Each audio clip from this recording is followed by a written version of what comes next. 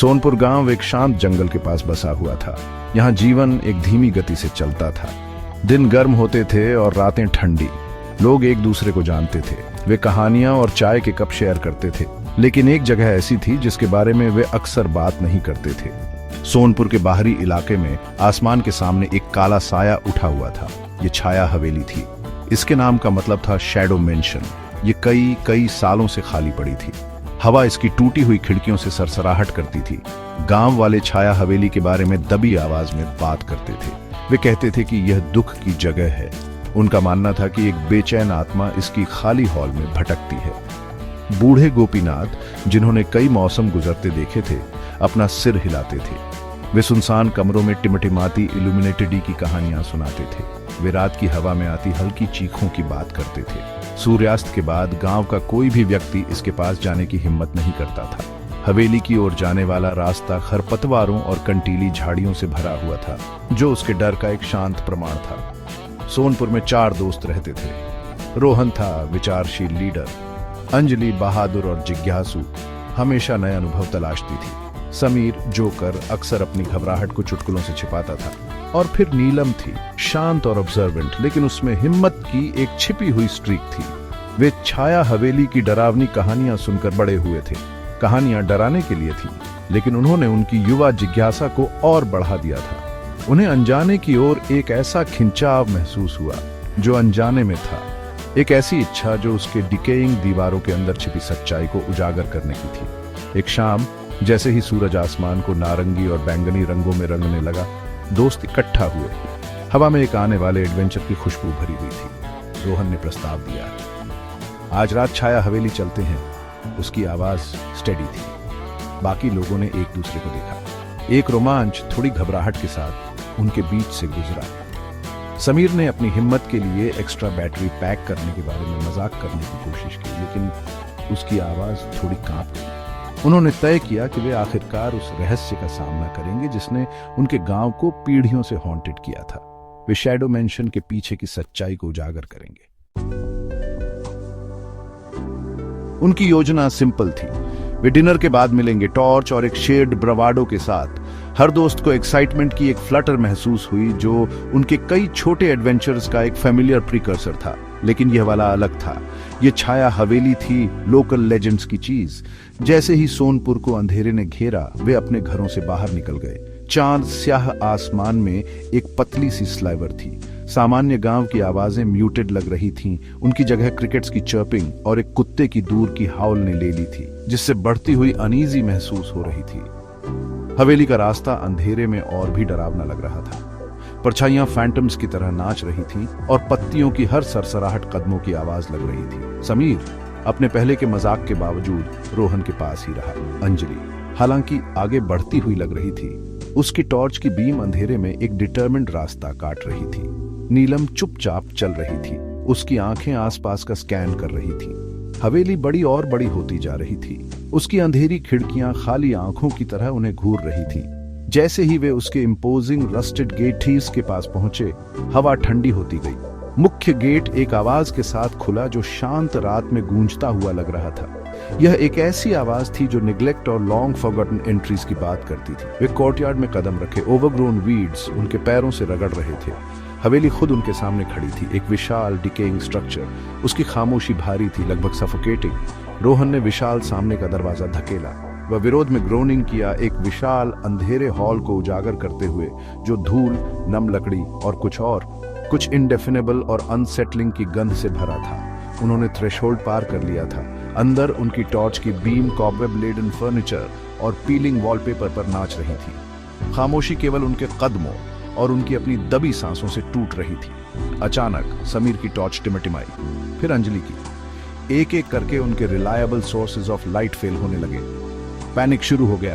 अपनी battery check करो, रोहन ने अपनी आवाज टाइट करते हुए कहा, क्योंकि उसकी अपनी टॉर्च भी स्पटरिंग हुई और बुझ गई, जिससे वे लगभग पूरी डिसोरिएंटिंग अंधेरे में डूब गए। केवल नीलम की छोटी टॉर्च अभी भी एक फीबल वेवरिंग लाइट फेंक रही थी। अचानक आया अंधेरा डरावना था।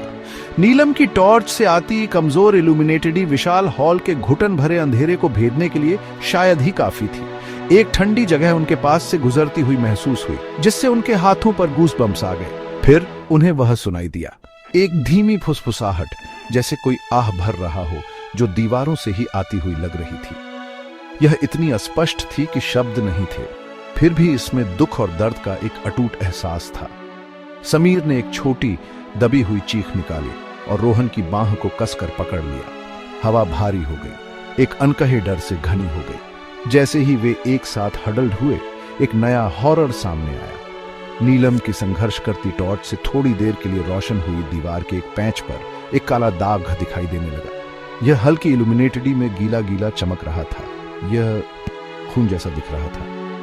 यह धीरे धीरे डिकेइंग वॉलपेपर से नीचे टपक रहा था, खुद घर द्वारा बहाया गया एक ग्रोटेस्क आंसू। जैसे ही यह डरावना दृश्य सामने आया, हवेली में एक चीख गूंज उठी। यह एक औरत की चीख थी, जिसमें इतनी पीड़ा और टेरर था कि वे अपनी जगह पर जम गए। ये उनमें से कोई नहीं था, यह कुछ और था, कुछ स्पेक्ट्रल। चीख शांत हो गई और उसके बाद और भी गहरा सन्नाटा छा गया। नीलम, अंजलि ने फुसफुसाया। उसकी आवाज कांप रही थी। कोई जवाब नहीं आया। रोहन ने अब एक्सटिंग्विश्ड हुई टॉर्च को फ्रैंटिकली घुमाया, जैसे उम्मीद कर रहा हो कि वह जादुई रूप से फिर से जल उठेगी। जब अंजलि अपनी टॉर्च को एक पल के लिए फिर से जलाने में कामयाब हुई, तो उसकी कमजोर इल्यूमिनेटेडी ने एक खाली जगह दिखाई, जहां नीलम कुछ ही सेकंड पहले खड़ी थी। वह चली गई थी, बिना आवाज के, बिना किसी निशान के। छाया हवेली के डरावने अंधेरे में गायब हो गई थी। पैनिक फैल गया। नीलम, नीलम, रोहन चिल्लाया। उसकी आवाज टूट रही थी। समीर इनकोहेरेंटली बड़बड़ा रहा था। उसकी आंखें टेरर से चौड़ी थी। अंजलि, हालांकि विजिबली शेकन, शांत रहने की कोशिश कर रही थी। हमें उसे ढूंढना होगा, उसने कहा। उसकी आवाज स्ट्रेन्ड थी। उन्होंने बार बार नीलम का नाम पुकारा। उनकी आवाजें खाली गलियारों और कमरों में मजाक उड़ाते हुए गूंज रही थी। हवेली ने उनकी चीखों को निगल लिया था। अपने दोस्त की तलाश शुरू हुई, एक डेस्परेट फियरफुल हंट, एक ऐसे घर में जो तेजी से मेलेवोलेंट और अलाइव महसूस हो रहा था। वे जानते थे कि वे अब सिर्फ खोजकर्ता नहीं थे, वे शिकार थे। नीलम की तलाश में वे घूमते हुए गलियारों और धूल भरे भूले हुए कमरों से गुजरे। हर परछाई में एक खतरा छिपा हुआ लग रहा था। फर्श की हर चरमराहट एक आने वाले विनाश की तरह लग रही थी। आखिर में उन्हें एक संकरी खड़ी सीढ़ी मिली, जो एक पुराने टैपेस्ट्री के पीछे छिपी हुई थी, जो शायद कभी एक स्टडी रही होगी। ये नीचे की ओर हवेली के अंदरूनी हिस्से में जा रही थी। नीचे से एक नम मिट्टी की गंध आ रही थी। डरते हुए, ये जानते हुए कि नीलम वहां हो सकती है, रोहन, अंजलि और समीर सेलर के घुटन भरे अंधेरे में उतर गए। सेलर ठंडा और घुटन भरा था। हवा डिके और कुछ और जलने की एक हल्की तीखी गंध से भरी थी। उनकी टिमटिमाती टॉर्च की इल्यूमिनेटेडी में पत्थर की दीवारें नम थीं और नीची मेहराबदार छतें थीं। सबसे बड़े कमरे के बीच में धूल और जाले की मोटी परत से ढका हुआ एक पुराना अलंकृत आईना खड़ा था। यह लंबा और इम्पोजिंग था। इसका चांदी जैसा शीशा उम्र के साथ धुंधला हो गया था, फिर भी यह उनकी आंखों को अपनी ओर खींचता हुआ लग रहा था। आसपास के अंधेरे में एक अजीब, लगभग इम्परसेप्टिबल प्रकाश के साथ धड़क रहा था। जैसे ही वे सावधानी से आईने के पास पहुंचे, उन्हें अपनी डरी हुई परछाइयां देखने की उम्मीद थी। इसके बजाय सतह एक धुंधली इथेरियल इल्यूमिनेटेडी के साथ स्वर्लिंग थी। धीरे धीरे एक छवि बनने लगी। ये नीलम नहीं थी।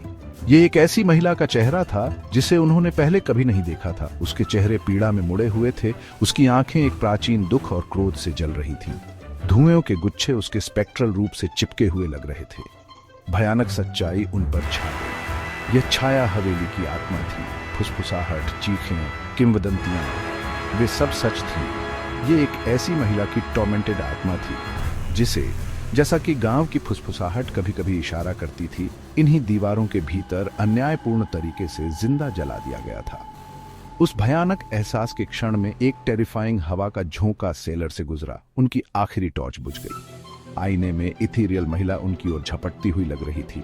एक शांत चीख उसके चेहरे को विकृत कर रही थी। अंजलि और समीर चीख पड़े।